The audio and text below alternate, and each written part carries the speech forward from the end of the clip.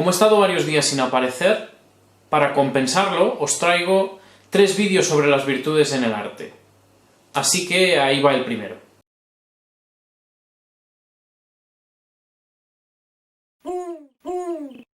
Antes de ponernos a hablar propiamente de cómo las virtudes aparecen representadas en el arte, fundamentalmente lo veremos en la pintura, tendríamos que saber exactamente qué es lo que vamos a buscar.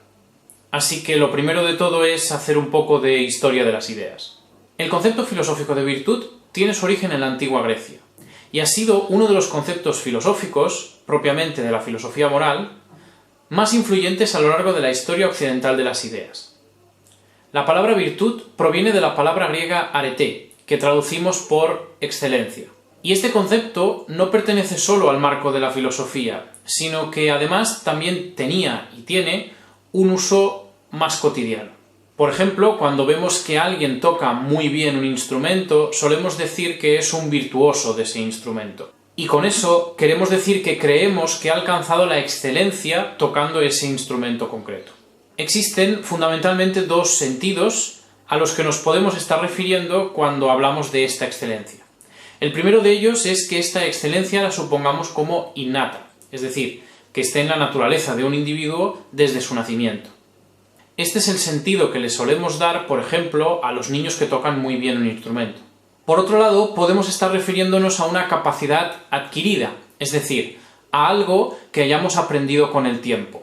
Y es este segundo sentido el que nos interesa, sobre todo en la ética. Aristóteles, que es el filósofo de referencia en el que deberíamos pensar cuando hacemos ética de la virtud, definió la virtud de la siguiente manera. La virtud es un hábito electivo que consiste en un término medio en relación con nosotros mismos fijado por la recta razón, que es la del hombre prudente. Lo interesante de esta definición para nosotros ahora es identificar estos 2 puntos clave. En primer lugar, que la virtud es un hábito, y un hábito consiste en una manera de hacer que adquirimos después de repetir muchas veces un determinado tipo de actos, y que pasa a formar parte de nuestra naturaleza, normalmente después de mucho tiempo y de mucho esfuerzo. Por ejemplo, ¿cuándo podemos decir que un hombre es justo? Es decir, que un hombre posee la virtud de la justicia. Pues uno se vuelve justo cuando, después de esforzarse mucho repitiendo acciones justas, consigue que esas acciones justas le salgan de una manera natural y espontánea. En segundo lugar, la virtud trabaja con las pasiones que sentimos. Por ejemplo, la virtud de la valentía nos sirve para enfrentar la pasión del miedo. Eso quiere decir que el hombre valiente no es aquel que no siente miedo, sino que es aquel que siente el miedo justo y adecuado a la situación que está viviendo y a las capacidades que tiene para enfrentarla. O, por ejemplo, la virtud de la templanza, que regula los apetitos ligados a la supervivencia, como por ejemplo el hambre y la sed. Total, que la virtud moral es un hábito que se adquiere con la repetición de un conjunto de acciones durante mucho tiempo ante la influencia de una pasión concreta. Pero la virtud moral no es el único tipo de virtudes que nos presenta Aristóteles. Aristóteles separa las virtudes morales, que son de las que hemos venido hablando, de las virtudes intelectuales o dianoéticas. Las virtudes intelectuales o dianoéticas son unas que se adquieren por el estudio y no por la repetición de un acto concreto.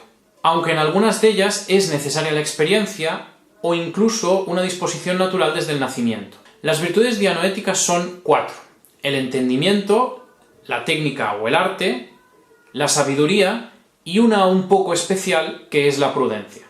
La época medieval transformó el estudio de las virtudes y nos presentó una clasificación distinta. Por un lado, nos presentaron las virtudes cardinales, la justicia, la templanza, la fortaleza y la prudencia, que son las virtudes consideradas como principales para enseñar a los seres humanos a actuar de una manera correcta.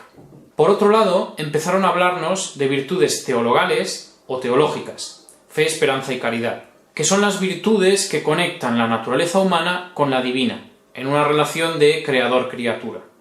En definitiva, lo que vamos a buscar en las obras que veremos en los próximos vídeos son los elementos que sus autores decidieron incorporar para señalar las definiciones de todas estas virtudes. Seguimos en el próximo vídeo. Hasta luego.